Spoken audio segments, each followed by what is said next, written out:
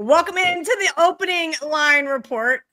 Beautiful Monday morning here after NFL Week 1. And Teddy Covers and I are going to break down all the action and, of course, get into these opening numbers for NFL Week 2.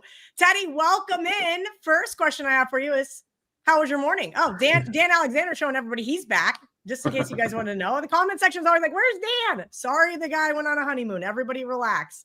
Teddy, talk to me about NFL Week 1 for you. I came out a little unscathed, 3-2 final there in my Superbook plays. Man, we'll get into it in a minute, but the Denver Broncos, about killed me in Survivor Week 1.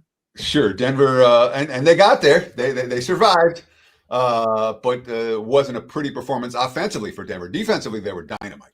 I went 2-1 yesterday, but I lost the big one, unfortunately. And I spent freaking a month debating side total with the Texans Rams, and I decided on side. And I should have decided on total. The under was the clear choice in that game and many games yesterday. But 2-1 Sunday, I can't complain too much when it comes to the NFL. That being said, I should have played the under instead of the side on the Texans Rams. Let's get into that first really quick. Unders went absolutely bananas yesterday. They were 11-1, of course, until Sunday Night Football. And then that game ended up being in the 80s. I went to bed at halftime. I thought, all right, good win, Ravens, regular season Ravens. Congrats, Ariel Epstein. I woke up at 3 a.m. like, holy crap, I missed the second half of an amazing football game. Talk about these unders. Week 1, we talked about divisional unders here on this program.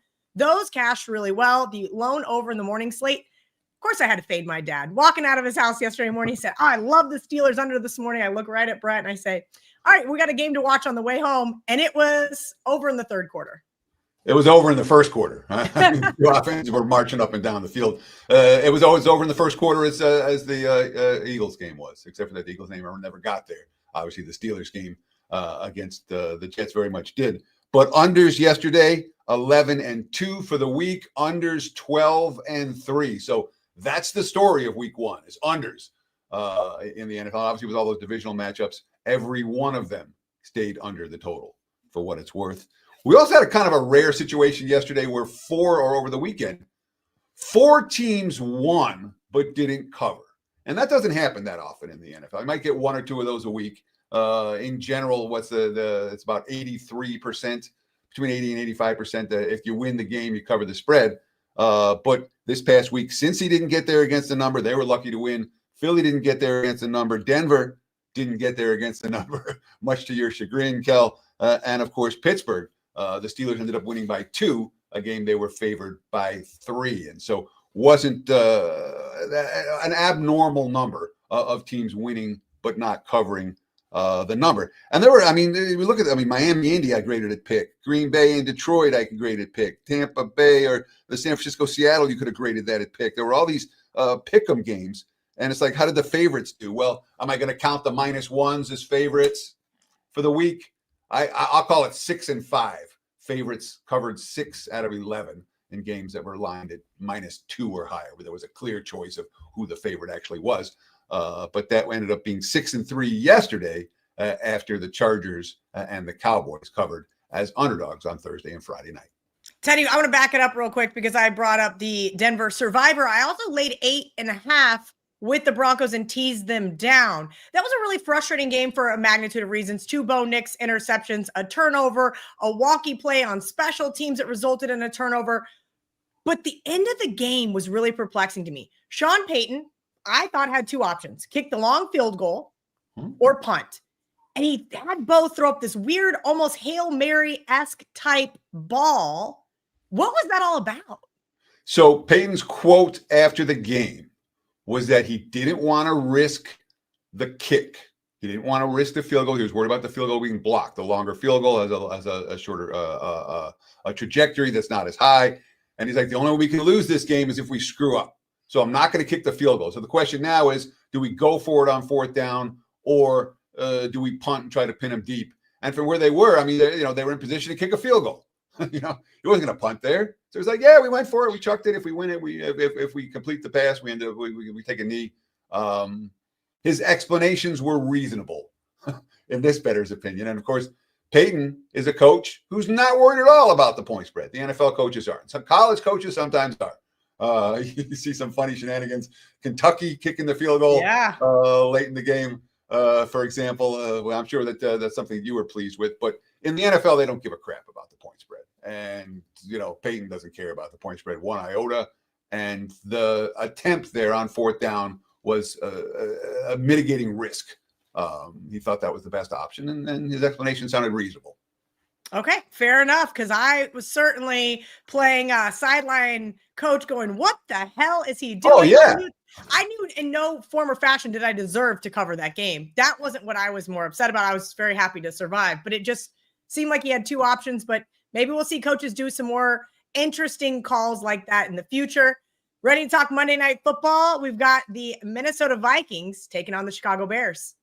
Yeah, and really, this line's done a whole lot of nothing over the course of the last week. It was 1.5 last week. It's still sitting 1.5 right now. There's been a little bit of under money, 44s last week. Now it's 43.5. But aside in total, this isn't a big mover. And again, basically none of the week one games were. And honestly, looking at the week two card, we're not seeing a ton of movement just yet either on that card. So whether the odds makers have been, and the odds makers and first bettors have been more adept at creating a point spread that is not going to attract further significant further wise guy attention, or whether it's just a little bit of early year randomness where the lines haven't moved very much. This is that story for tonight, and a fascinating game for me. I haven't been involved. I lean Minnesota here. I'm not involved yet in the game for the clients, and I'm not convinced that I will. I think there might well be some growing pains for Chicago offensively, and Minnesota defensively on paper looks pretty good. So I'm concerned about Caleb Williams and the Bears' ability to execute in their first game with a complex offense against what I consider to be potentially a top 5 defensive unit in the league. So lean here is Minnesota, but can J.J. McCarthy get it done? And that's, everything the Vikings have said and everything we've seen says yes, but obviously it's different the first game, first time. And he's every bit the rookie quarterback that Cam Ward is, for example, even though McCarthy does have a year of experience under his belt watching film and sitting in an NFL room. All right. Almost 1,200 of you guys watching live here on this Monday morning. If you're just joining us, this is the opening line report. We're going to break down all of the NFL Week 2 action. If you guys have a question for Teddy and we have time at the end of the show, drop it in the chat. Teddy, let's go to Thursday Night Football right here out of the gate. Commanders had a convincing win over the Giants. Packers had another convincing divisional win over the Lions. Let's overreact and give both of these teams an entry into the NFC Championship game. It was pretty funny to watch some of these fan bases yesterday. I happened to be watching both games with some fan bases, and boy, oh boy, were they getting hyped up early. Sure. And week 2 is NFL overreaction week. Week 3 is even more of an NFL. And there's one game in particular that has the potential to be an enormous, I don't know if it'll be an overreaction or not, but we'll talk about that game in a minute. Let's talk about this one. Washington and Green Bay. Like I'm going to do every game all year, I'm going to give you 4 sets of numbers right here. The look-ahead line, that's the bettable line on this game from last week. I used the Westgate Superbook numbers.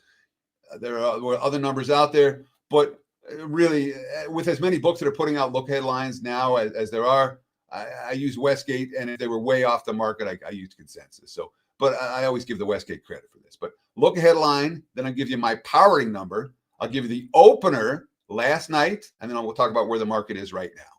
Look ahead line here, Green Bay -2.5, 48.5. My powering number had the Packers -4. The markets opened last night, 3 -20 /3.5. We'll call it, 3.25. There were 3s with juice, and there were 3.5s out there. Total opened anywhere between 47.5 and 49. As we get up Monday morning, right now, looking at the Odds Logic live odds screen, mostly 3.5s out there for Green Bay. There is a prominent 4 leading indicator book. Total 48 /48.5. And everything these two teams did yesterday, I mean, you can't complain about either one of them. The Commanders, 220 yards on the ground. Deebo Samuel, 7 catches. Jaden Daniels, sharp throughout. The defense did allow a touchdown. Yards per play. Washington, 6.6 compared to only 3.7 for the G-men. they had 12 penalties, or that game would have even been a bigger blowout than it was. I mean, it wasn't a blowout. It was 21-6. It was a comfortable Commanders victory. But certainly the penalties kept them from making that score worse than it would have been. And Dan Quinn, after the game, talking about the defense for Washington, shutting down the G-men. Quote, "You heard me talking about identity, the tackling. We didn't create takeaways today, but man, seeing some plays down inside the 10-yard line in the red zone, the guys worked hard at that." So Quinn pleased with his defense. For the Packers, another team that was very pleased with it. I mean, that was the story of the game, was Green Bay's defense. Micah Parsons didn't play a ton, but he had one of their 4 sacks. They had 9 tackles for loss, 9 quarterback hits. They held Detroit to 3.8 yards per play. You know, the Packers went 1-5 versus the NFC North last year. They had something to prove, and they did. Jordan Love was sharp. 10 different Packers caught a pass. Josh Jacobs found the end zone again. But on the offensive side of the football, there were some concerns there. Only 14 first downs, only 266 total yards. 5.7 yards per play is fine. You know, that's in the league average range. But it's not like they marched the ball up and down the field in that ball game. It was all about the defense. They did have some defensive injuries that are definitely a concern. Nate Hobbs didn't play. He had a knee surgery during training camp. Bo Melton got hurt during the game. Defensive lineman, another cornerback. Defensive lineman Brendan Cox got hurt during the game. And they also lost a pair of offensive linemen in the second half. 48.5s are out there right now. I don't know that I'm going to emergency betting alert this, but I would expect this total to go down before it went up. If you like the under, I'd grab a 48.5 sooner rather than later.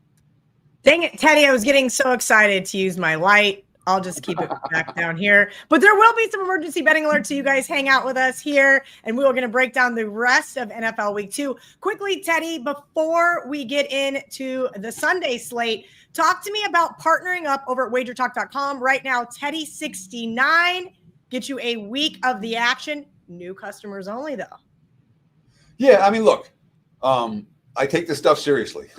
you know that. It's not a hobby. This is my job. This is more than my job. It's my life. I expect to make money this football season. I expect to make money this week. Real simple. You want to get on board, 7-day, all access. There's nothing more to buy. There's no nonsense. There's no bait and switch. This is for new customers only. I know there's a lot of new eyeballs. Check it out. Promo code Teddy69 will get you every play, every day, and every sport for the next 7 days. Visit my homepage, wt.buzz/TC, or just go to the website, WagerTalk.com. All right, Teddy, you mentioned overreaction. I don't know if there's been more of an overreaction from Miami Dolphins fans. They want to fire Mike McDaniel. Everybody hates Tua. The world is crumbling week 1 in Miami. The Patriots not doing so great either after that loss to the Raiders. I got to watch quite a bit of that game on the 4 box and thought, all right, the Patriots are improved under Vrabel, yet then they couldn't get the win. I thought the Patriots were pretty awful yesterday. Miami got beat worse, but there's a lot not to like about New England from that performance. Look ahead line here, Miami -2.5 total, 45.5. My powering number, Miami -2.5. And I downgraded the Dolphins 2 points off yesterday's performance, and I still came up with 2.5. I wasn't willing to downgrade them more than 2 points off the one game. Last night opened 1.5/2/2.5. All the 2s have been taken out. All the 2.5s have been taken out. Now we're looking at 1.5. Oftentimes with some juice, and there are some 1s out there as well. Total last night opened anywhere 43.5, 44, 44.5. And we're seeing mostly 44s in the market this morning, so they kind of split the difference, took out the 43s and the 44.5s. Yeah, these are two teams that both look rough. And I teased it a minute ago. If Miami loses this game, the markets are going to crash on the Dolphins. The Dolphins are going to be priced like the Carolina Panthers moving forward. If Miami wins this game, it'll be a different story. But this is a potential crash game for Miami. So if you don't like Miami this week, you may want to bet against them next week as well when the lines come up, when the look-ahead lines come up, because the Dolphins, this is a prove it or you stink week for Miami. And again, the quotes coming out of it, I mean, there was nothing to like. They had 43 total yards in the first half. Miami did. Indy ran 43 plays in the first half. Only 12 rush attempts only two of which were scrambles. The story of the game wasn't even the offense. It was the defense or lack thereof. And, of course, the -3 turnovers didn't force any. Mike McDaniel, not amused after the game. Quote, when you lose the turnover game, -3, you turn the ball over on downs, you run into the kicker, you have 12 guys in the huddle, you only have 20 minutes with the ball in your possession. That's a formula for failure and nothing else. We have one direction to go from here, and it's the opposite direction of what this effort produced. Tua's quote was very interesting to me. We got to go. Let me start. I'm going to take a minute and read the long quote. You never want to look at it as this is just week one when we'll take our loss and the way we lost. None of the fans pay for the Miami Dolphins to put up 8 points and watch the other team drop 30 on them. We need to look in the mirror. We need to hold each other accountable. And I would definitely say it starts with me. I think as a team, this was something we were trying to avoid. But could this be good for us? I don't know. We'll see how we respond next week. We got to go back and look at the film. But I'm definitely curious to see. Again, this is Tua talking. I'm curious to see. I came in on Tuesday and seen these guys last week. I want to see if these same guys are watching film on Tuesday this week. I want to see how everyone goes about their process. That's a quote to me that's kind of throwing a little shade on your teammates. And maybe he's lighting a fire under their ass. Maybe he isn't. But if Miami can get a win over New England and everything's fine. A loss to the Patriots, and this is a sinking ship. But, I mean, New England was pretty awful, too. Not like the Raiders played great. Not like the Raiders are great. And the Patriots, Drake May had 50 dropbacks, only 18 rushing attempts, 4 of which were May scrambles. Travion Henderson, 5 carries. Mike Vrabel. We have to be more balanced. They gained less than 5 yards per play, allowed 6.3, allowed 9 completions of 20 or more yards. I'm telling you, I had the Raiders in that game, and I couldn't believe how open the Raiders receivers were all game. They shut down the run. They sacked Geno 4 times. Didn't matter. There were open receivers all game, and the Raiders were able to take advantage. That's something, in theory, Miami might be able to take advantage of as well. So, again, this line is not it's not going to flip. We're not going to see New England as favorites in this ballgame unless we get some really bad quotes out of Miami this week. But it certainly has the potential to be a statement game for the Dolphins. They're on my short list for this week as a bet-on team. Ooh, fading those narratives early. Teddy Covers mentioned it is overreaction week, and that's what I'm looking for as well. Is Jacksonville going to be maybe an overreaction? Jacksonville heads to Cincinnati there on Sunday. I do have the Bengals, Teddy, on my short list for Survivor. The look ahead, let's talk about this one. And now, I don't know. I may have to cross them off my list. I'm a little nervous on what I saw from the Bengals there at the Browns. Look ahead line, Cincy -6.5, total 49. My powering numbers, Bengals -4.5. The markets are sitting at 3.5, total 49.5 last night. That's been bet up. We're seeing 50s and 50.5s this morning. Doesn't look necessarily like it's going to go a whole lot higher than that. And it's interesting to see that total get popped, considering how bad Cincinnati was offensively yesterday. Joe Burrow had 113 passing yards. Chase Brown was 21 carries for 43 yards, along of 6. The offense basically didn't work. In fact, Cincinnati, with their 7 total yards in the second half, the lowest total by a winning team since at least 1995, with 7 offensive yards after halftime. 5 of the 6 possessions after halftime were 3 and out for Cincy. First downs, Cleveland 22, Cincy 11. Cincy 2.9 yards per play.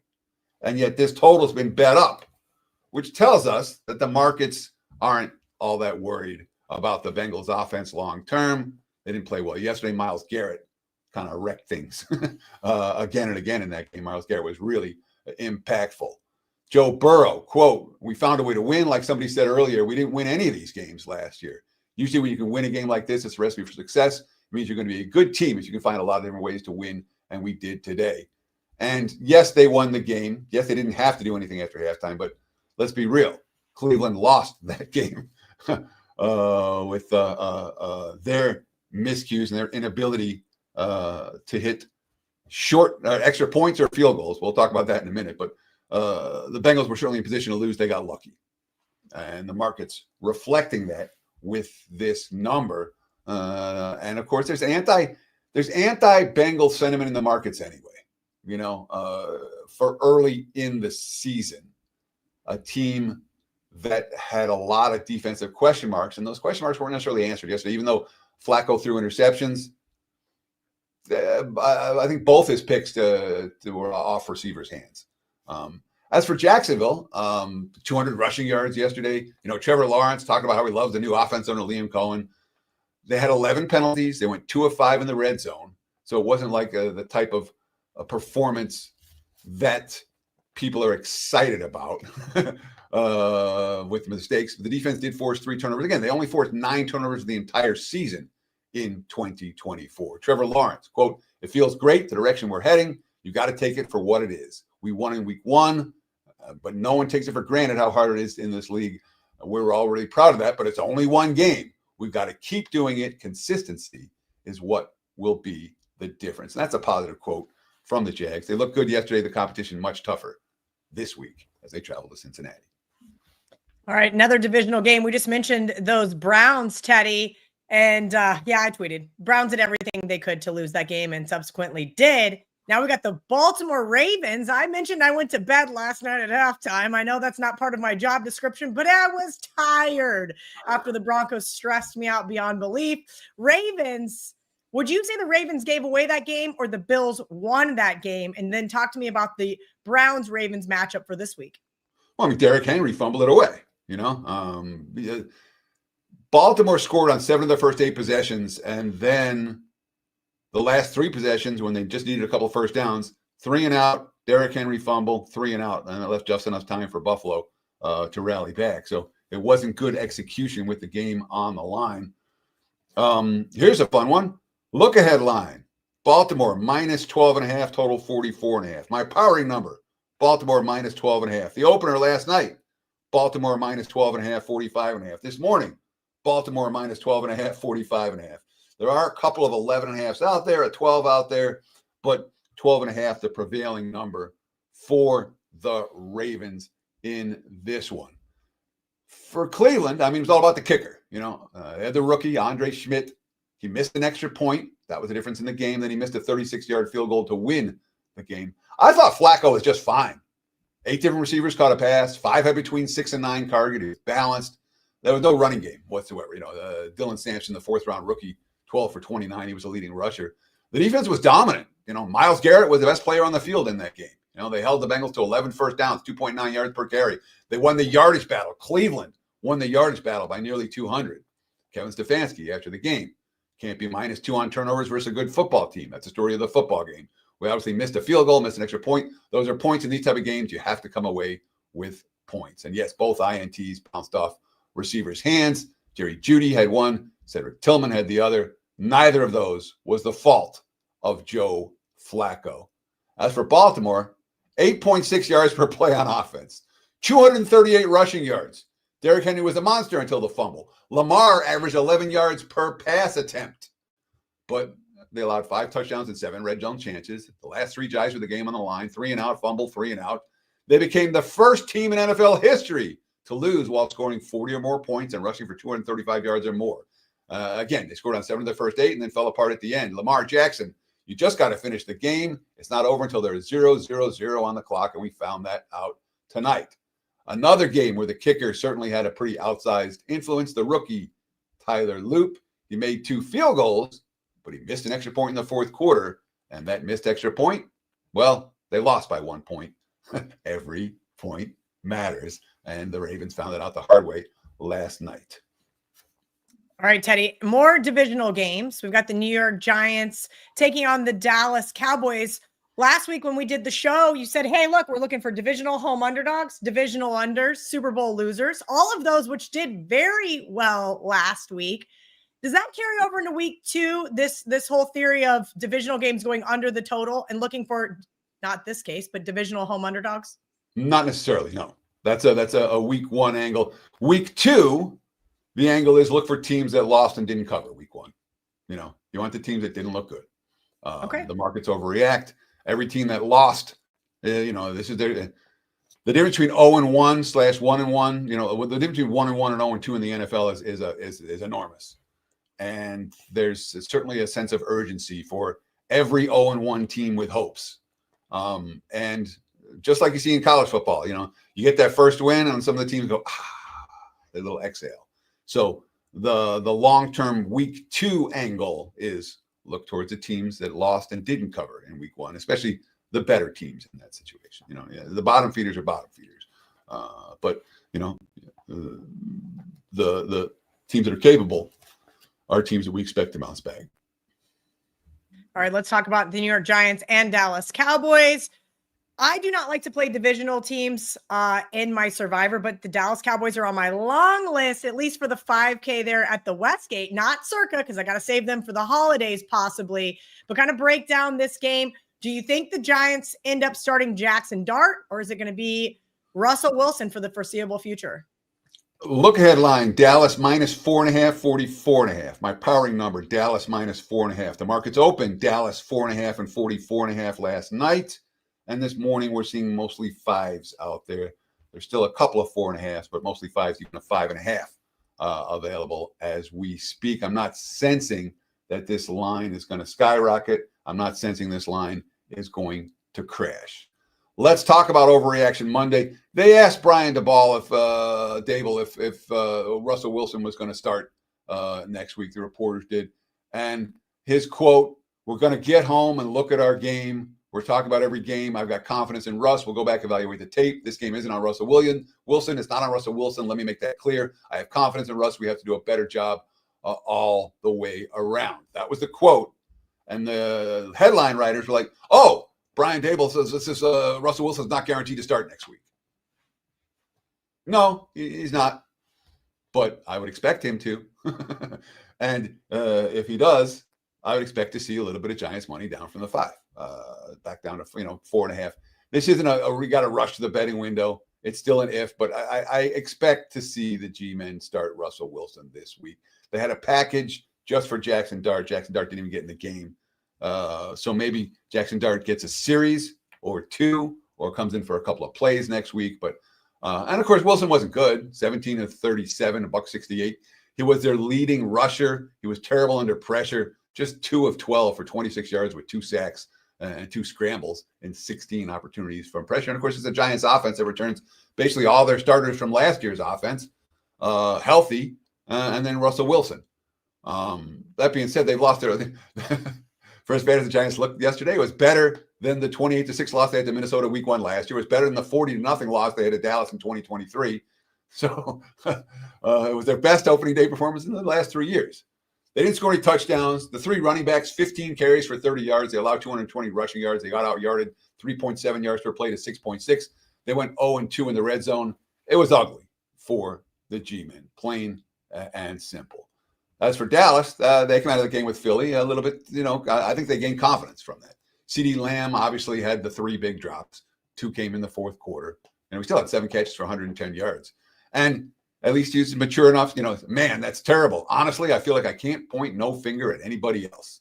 There wasn't not enough preseason. That ain't got nothing to do with what's going on right now. I need to catch the damn ball. The rest of the team, Lamb had everything. The rest of the team, 14 catches, 78 yards. Prescott, 32 years old. He's had 2 major surgeries on his legs in the last couple of years. He still moved around pretty well in that ballgame. And 5.4 yards per carry against Philadelphia's run defense. There were positive signs for Dallas in that contest. Brian Schottenheimer, quote, "I still think we can win a Super Bowl. It's not going to change. We got the right type of guys. We got good players." That being said, Schottenheimer just joined Tom Landry, Jimmy Johnson, Dave Campo, Bill Parcells, Jason Garrett, and Mike McCarthy by losing his first game as the Cowboys head coach. All right, the LA Rams take on those Tennessee Titans. We've already kind of touched on it, or at least maybe I did before the show started, Teddy. I thought Tennessee did not look great offensively. Defensively, though, I think we can give them some credit, and they also had a few plays go their way in Denver. Yeah, I'm tempted to emergency betting alert, even though I'm not seeing any signs. There's 5s out there. There's 6 out there. Look at line with 5.5 total, 45.5. My powering number for the game is 8. All right. Last night opened 4.5/5. There were 5.5. There were 6s. All the littler numbers are gone. Now it's 6, with even 6.5 popping up. Total 42.5 last night. Bet down to 42 this morning. When you talk about the worst coaching decisions yesterday, you were very curious about what Sean Payton did. Brian Callahan and the offensive coordinator Nick Holtz, in my mind, win that award hands down. There were 2 just nightmarish scenarios, and they're both on the coaching staff. And even worse, the coaching staff threw the quarterback under the bus, the rookie quarterback. So you have a rookie QB, you're up 6-3. The Broncos pin them deep at the 7-yard line, 40 seconds left before halftime. There's no chance for a rookie quarterback in that spot, and no need. You have the lead. Denver had 2 timeouts. You run the ball 3 timeouts. You go to the half with the lead. Nope. They passed the ball 3 times. 2 incompletes, then a sack, then a punt. They burned all of 10 seconds off the clock. Then they gave up a TD. That's on the coaching staff. All right. Fourth quarter play calling was just as bad. Titans punt down 13-12. The Broncos muff the punt. Tennessee takes over at the Denver 24-yard line. They're down by a point. It's the fourth quarter. You have a rookie quarterback. The one thing you can't do in that spot is take sacks. So as a play caller, what you do is you call quick passes or runs, period. Second down, sack. Third down, sack. Out of field goal range. Never threatened to score again. And Callahan, after the game, didn't talk about the wrong play calls.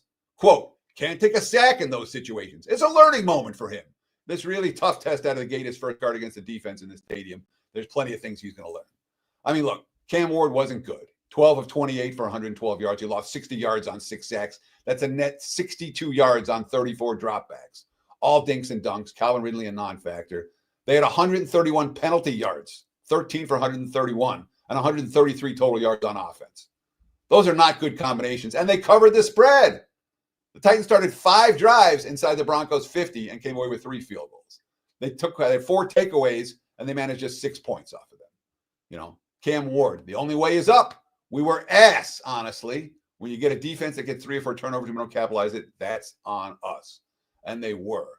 As for the Rams, that defense was impressive yesterday. You know, Stafford had some early rust. They found some rhythm on a couple of touchdown drives. That was all they needed. The defense controlled the flow.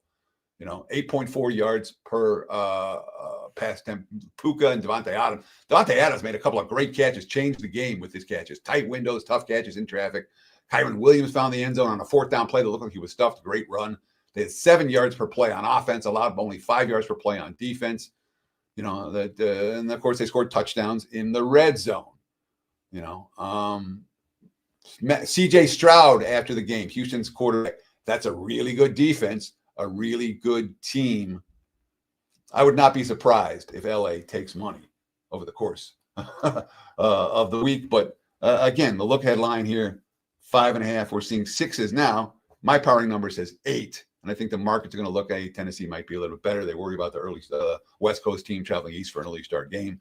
And you're laying nearly a touchdown on the road. But they've taken out all the lesser numbers here, -6 as we speak.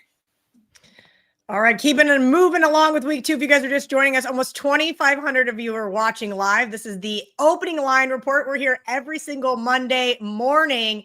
Teddy, I feel bad.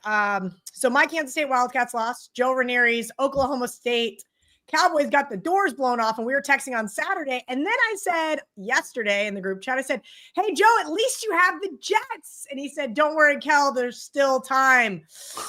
And then the Jets do what they do best, and they lost that football game. So I probably should send him an apology text this morning. Buffalo, on the flip side, I went to bed at halftime, as I've mentioned. They were down at home, come back, crazy game, end up winning that one.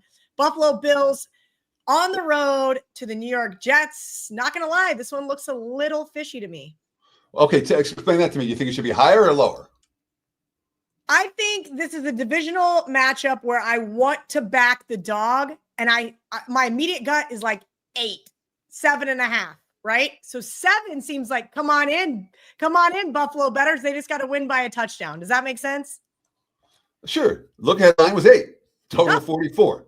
My powering numbers, Buffalo 7.5. That last night, there were 6.5, 7, 7.5, 8, and 8.5 all available in the betting marketplace. Now they decided 7 is the prevailing number. There's a prominent 6.5 out there. I would not be surprised to see Jets money here. In fact, this is a scenario where it's, even though my number says 7.5, will it get below 7? Maybe. I'm tempted at EBA, but again, I don't know that it's going to get there. And with the emergency betting alerts, I like to be pretty sure. So, and my powering number saying 7.5, I'm not going to get there. Last night, total 44.5/45.5. And we're seeing 45.5 as the prevailing number this morning.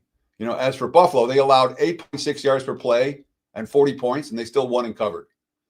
Good quote from the kicker, Matt Prater, who's still in the league, man. Matt Prater's been around forever. Quote, the biggest thing I saw when we got down early, no one blinked. So it's not like the Bills have played great against the Jets in this venue over the years.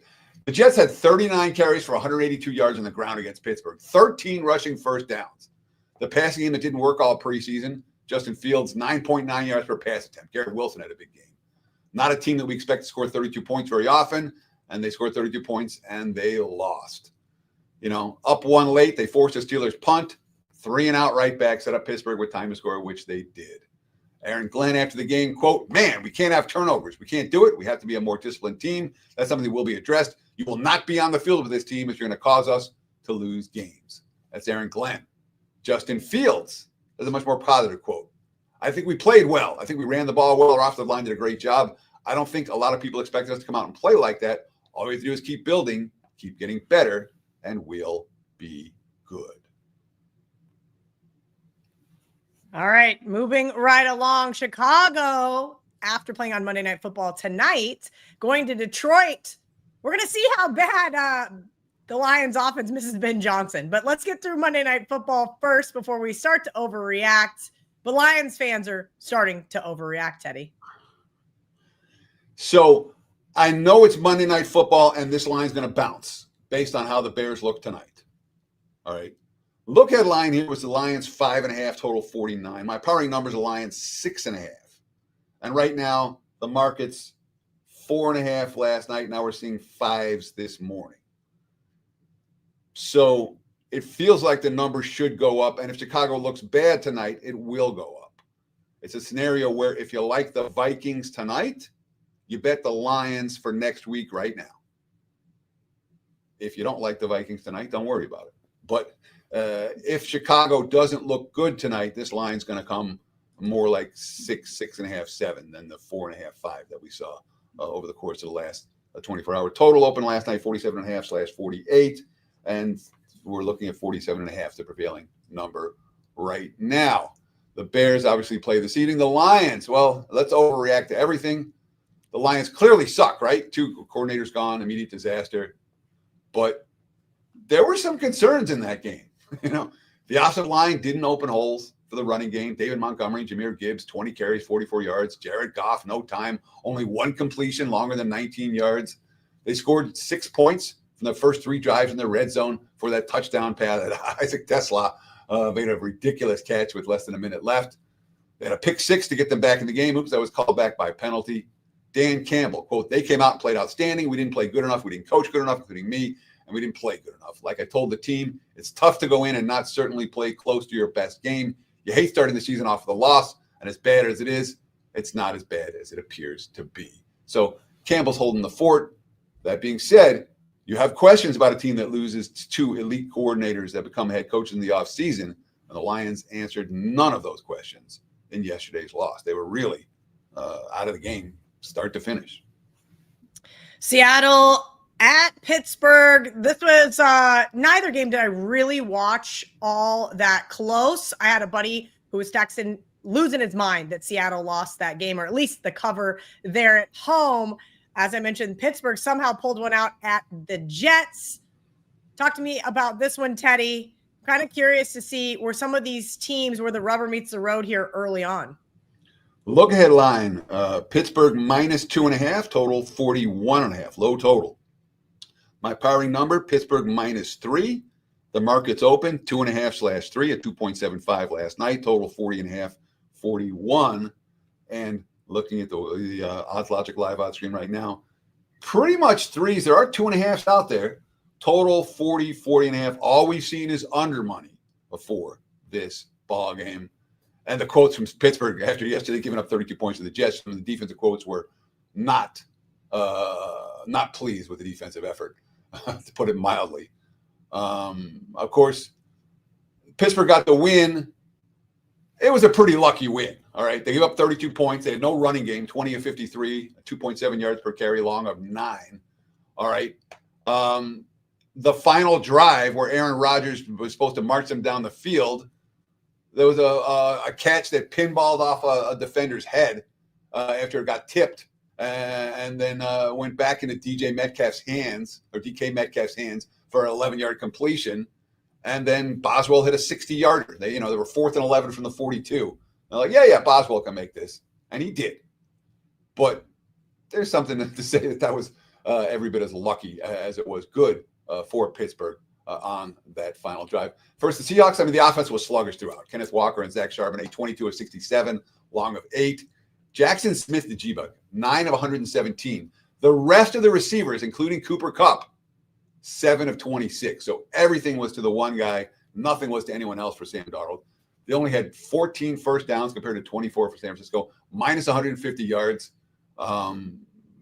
They were in the game largely because of 49ers' mistakes and missed kicks, another game where the kickers mattered a lot. Sam Darnold, quote, "For us, it was not enough today. I felt like we weren't efficient as we wanted to be on first and second down. And third down, we had to be way better as well." And, of course, Darnold drove him down the field the last with a chance to win at the end, and then he got strip sacked by Joey Bosa. And this team is supposed to be grounding and pounding. They ran for only 84 yards in the contest. Clint Kubiak said one thing and then did another. Teddy, let's talk about those New Orleans Saints. We've got the San Francisco 49ers heading there. The last game on the early slate Sunday. You just mentioned, did the Niners win that game or did the Seahawks lose it? I had a buddy on the Cardinals saying, oh, God, I can't believe I have to sweat the Saints. I said, don't worry, you got Spencer Rattler. You're going to be fine. Drop pass, drop pass, drop pass. Game was over. It was a sweat. Yeah, fine. It was a sweat and a half. Look ahead line for San Fran, New Orleans. San Fran minus 7.5, total 44. My powering number, only 6.5 compared to the 7.5s in the markets. And, of course, that's what we saw, 7s last night. They took out all the 7s, down to 6.5. Total 43/43.5 this morning. Yesterday was as high as 44.5. So we have seen early money for the home dog Saints. We have seen early money for the under. And there was a lot to like about New Orleans yesterday. All right. They ran the ball well, 4.9 yards per rush. Alvin Kamara found the end zone. He's got something left in the tank. Spencer Rattler, look, he's not hopeless, but 4.6 yards per pass attempt. And after he drove down the field into the red zone, he couldn't punch in the tying TD in the closing seconds. At least he got them there. 13 penalties for 89 yards, 1 of 4 in the red zone. Defense didn't create any turnovers. That's not how you win games in the NFL. Kellen Moore talk about all those penalties. Quote, we got to play at a higher standard. It's not something that's come up the last week. So it's a frustrating thing when it shows up on game day and puts up in bad positions. Kellen Moore, Spence did some good stuff. I love the way he approached it, the mindset he played with. He gave us a chance, and I agree with that. He did. They had a chance in that ballgame. As for the 49ers, look, Jake Moody's a problem again. Moody, just 12 of 23 since week 10 of last year, 52% rate. He missed a 27-yard field goal. He had a blocked 36-yard field goal. At the NFL level, these are supposed to be automatic, and it almost cost him the game. He finally hit a 32-yarder if they couldn't punch in from first and goal to the 8th to tie the game in the 4th. But injuries galore for San Francisco. George Kittle got hurt in yesterday's game. He's going to have to deal with a hamstring injury. Juwan Jennings left the game holding his left shoulder. They're already without Brandon Ayuk and Demarcus Robinson. And guess what? Without all those guys, with Deebo Samuel in San Francisco, the final drive of the game on the line, Brock Purdy 7 of 7. Jake Tongas with an unbelievable catch that probably should have been an interception. But we're going to give Purdy credit for making the throw and making the play. And, of course, Joey Bosa saving the game with the strip sack. Quote, Robert Saleh's the man. He calls it great. Christian McCaffrey, quote, I think we have a really new team. To have a bunch of new guys come out for the first time together, play with each other, and go to a gritty win against a good team in a tough environment. That's a big deal. Positive chemistry for San Fran, but I continue to think that the markets a little bit higher on this team than I am. And again, we've seen Saints money from the get-go. Depending on how that 49ers injury report looks, we could see more Saints money before kickoff. Those 49 injuries are my fault because they're on my fantasy team. I apologize to you guys for that one. Carolina, Arizona, Teddy. Arizona's on the top of my list for Survivor this week. Tell me why I should not be worried. Because Carolina's pretty bad. Okay, good. Look ahead line, Arizona -5.5, total 46.5. My powering number, Arizona -7.5. The markets opened 6.5 and 45.5 last night. And we're seeing a split line now. There are some 6.5s, there are some 7s out there. So if you want Arizona, find a 6.5. If you want Carolina, take a +7. Everyone's blaming Bryce Young, and Bryce Young was probably one of the worst quarterbacks yesterday. Again, 18 of 35, $144, 2 interceptions, just 4.4 yards per pass attempt. But where are the weapons? It's not like this team, we can. It's not like this team could trade away Adam Thielen and be like, oh, we don't need him. The leading receiver, Ted McMillan, first game of his rookie season. All right. They scored 10 points. They only punted twice in the game. They went 8 of 15 on third downs, but 0 of 2 on fourth downs, 3 turnovers, 4.2 yards per play on offense. They got outgained by nearly 2 yards per play. Bryce Young, quote, obviously no one likes to lose, but it's week 1. We're going to watch the film on Monday. We're going to wear it. We're going to see where we can grow. And after that, we're going to flush it. That's the right comment. That's the right approach. Arizona wasn't pretty yesterday. Kyle Murray got sacked 5 times, only had 130 net passing yards, only 4.5 yards per play for the game. But he was sick as a dog. Quote, I woke up with something, but I wasn't going to miss the game. I really don't know what sickness could make me miss the game. It's the NFL. It's not easy. It never will be easy, no matter who you're playing. Arizona did run the football fairly well. They didn't turn the ball over. Defense held this Rattler to 4.6 yards per pass attempt. And it's worth noting, Arizona in this point spread range, they had 5. Last year they won 8 games. 5 of the 8 wins came by 13 points or more. They were capable of putting their foot down on teams, on the neck of opposing teams when they had the opportunity. Teddy, you started off the show by talking about teams that won but didn't cover. You have the Denver Broncos taking on the Indianapolis Colts, probably the team that looked the best on Sunday. Sure. Look headline, Denver -3.5, total 44.5. My powering number, Denver -2.5. The markets opened 2.5/3 last night, and they took out the 3s. Now it's 2.5 across the board, 44.5 the total last night. We've seen a ton of under money already, down to 43, even 42.5 on the Odds Logic live odds stream. Bo Nix was not sharp. 4.4 yards per pass attempt, 2 interceptions and a fumble. But one thing we like, 11 different receivers caught a pass for Denver. That's a quarterback chemistry with a bunch of people. They had 133 on the ground between Harvey and Dobbins. That being said, 74 of them came on the final scoring drive. 4 turnovers, 1 of 3 in the red zone, and they still won by 8 points. Last year, teams that had 4 or more turnovers, were 3 and 15 straight up, and Denver had 4 or more turnovers, and they were won by 8. Obviously, we talked about the late game field goal shenanigans. Peyton saying I didn't want the kick blocked and returned. Bo Nix, quote, it's the best feeling when you got a great defense. Just over and over, they got us out of a jam. They held Tennessee to 2.4 yards per play. Alex Singleton about the Broncos defense. I think we played how we expect to play. I just look around and say, this is scary. 6 sacks, 133 total net yards. And again, the Titans started 5 drives in Denver territory. They came away with 3 field goals in that contest. As for Indy, look, Danny Dimes, 9.4 yards per pass attempt, only sacked once. They had 156 rushing yards, 40 carries. Didn't ask Jones to carry the load. They scored on every possession, the first team since 1977 to accomplish that feat. Of course, there were only 7 drives in the game, 39 minutes of possession, 6.0 yards per play, +3 in turnovers.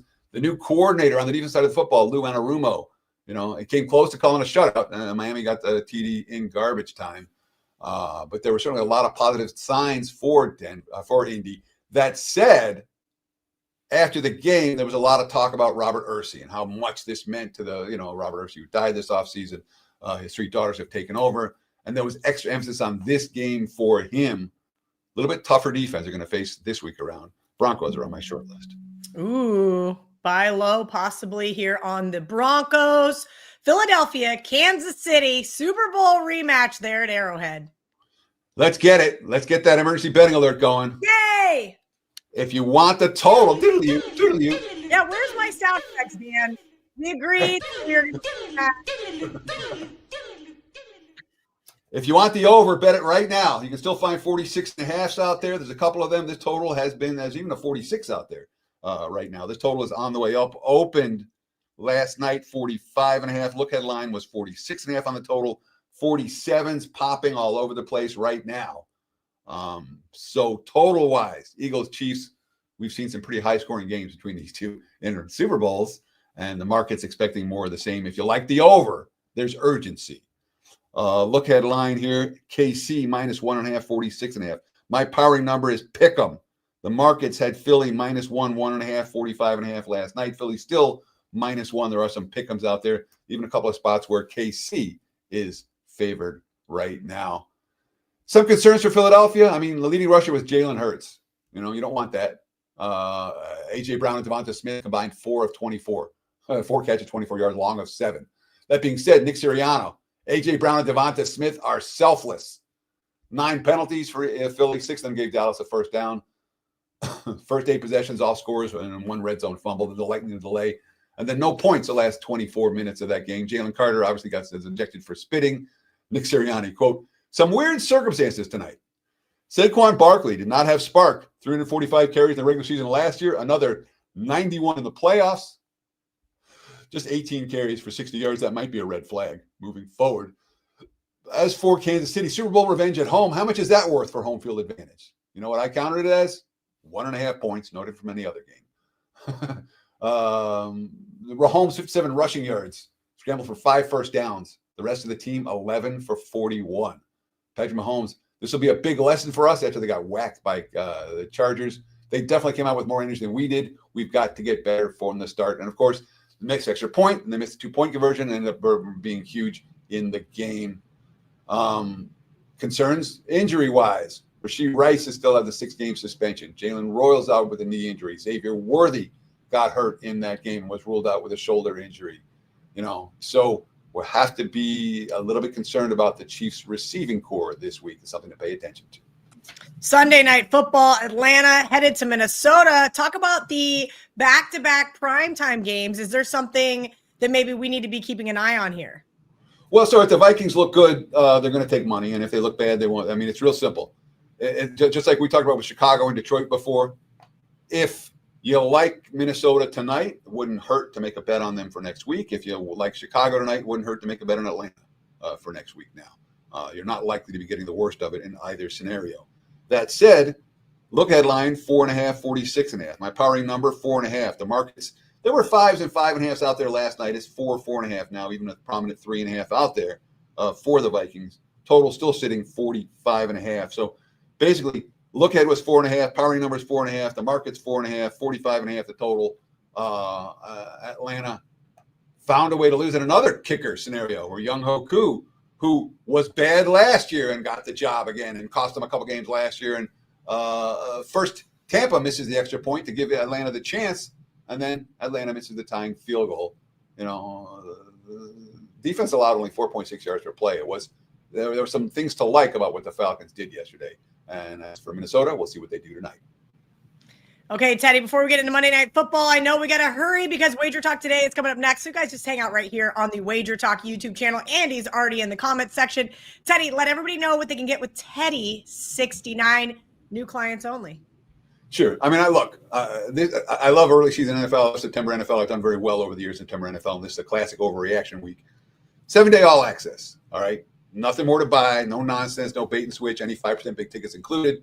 Every play, every day, every sport. You get baseball all week, you get college football, and, of course, the NFL.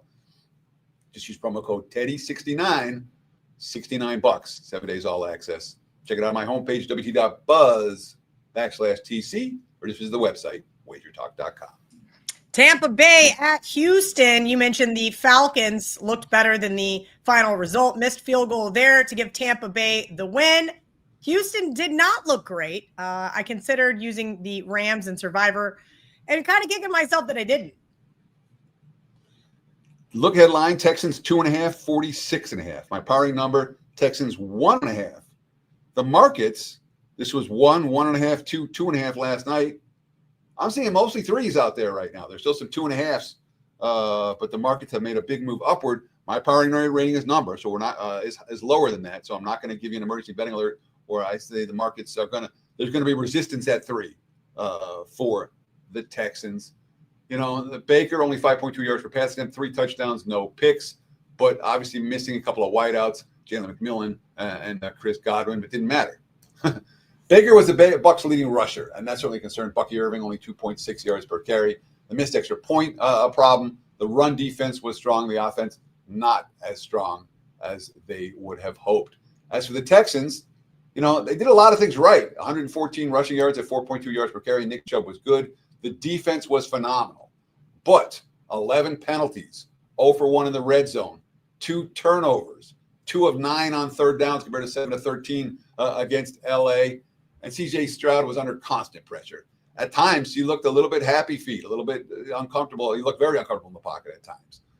No receiver caught more than 32 receiving yards. 0 second-half points for the Texans. Stroud sacked 3 times, pressured on more than 40% of his dropbacks. He was hit 7 times. There were holding calls. There were false starts. There were illegal shifts. And, they suffered multiple. Ed Ingram was a late scratch with an abdominal injury, and then Jake Andrews got hurt. So the interior of the offensive line was missing 2 key pieces, and it mattered. The quote, and of course, they lost the game when Dario Ogunabowale lost a fumble deep in Rams territory late in the ballgame. That was only his second lost fumble in 9 NFL seasons. The last one came in Tampa in 2019. And, I had to look it up. I had a big play on Houston yesterday, and I wanted to know. Stroud, quote, "We didn't deserve to win that game because we didn't do the right things. When you come out in the NFL lollygagging and going through the motions, that kind of happens. I think we'll be all right, but it's a good wake-up call for us." That's why it's a wake-up call. Quote, "I just think the way we practice this week, people can practice better." Stroud throwing his teammates under the bus a little bit right there, or maybe trying to light a fire under their ass. Last game on the week 2 slate here. We've got the Los Angeles Chargers heading to Vegas. Teddy, do you think that there is a rest factor here? Having played in Sao Paulo Friday, they don't have to play again until Monday night. Second emergency betting alert. Let's get it going right here, right now. Chargers, bet them sooner, not later. There are still 3s with juice out there as we speak. 3.5s are starting to pop in this ball game. My powering number is 4. Look at line was only 3 and 44.5. The Chargers just beat the Chiefs, and they have extra time to repair. My number's 4 on the game, was 3 last night with 3.5s popping. The 3.5s are there pretty much across the board now, but there are still 3s. You can find one, and I would not be surprised at all if this game goes to 4 or higher. We've also seen money for the over. The look headline, 44.5 for the total, was 44.5 last night. Boom. 46, 46.5, 47s at leading indicator books. So there's urgency if you like the over. There's urgency if you like the Chargers. Herbert was insanely good. Quentin Johnson had the drop seats last year. He kind of achieved the first 2 years. He got 2 touchdowns. McConkey was good. Keenan Allen was good. They snapped a 7-game skid against a team that's dominated the AFC. Harbaugh, quote, "It's monumental. September 5th will go down in some Charger lore, in my opinion." It was a big win. Now they got Monday Night Football on national TV, extra time. Geno was great. 10.6 yards per pass attempt. That being said, a lot of it was New England being awful. Us awful on defense. Aston Junty, just 19 of 38 long of 9. They couldn't run, but they still threw the ball all over the field. Chip Kelly did something right play calling. They had 9 pass plays for 20 or more yards and allowed only 4.9 yards per play. That being said, Brock Bowers left in the fourth quarter with a knee injury. That's something worth paying attention to when it comes to the Raiders receivers. Teddy covers at Teddy_covers there on X, WT.buzz/TC. Take advantage of Teddy69. New clients only. You guys can partner up with Teddy for the NFL season. Teddy, any final thoughts before we hand the reins over to Andy Lang on WagerTalk today? We appreciate you guys watching live every week. If you like this show, please tell your friends. The likes make all the difference. The comments make all the difference. And the follows make all the difference. And obviously, both Kelly and I get in the comments. Kelly, they were all loving you in the comments last week.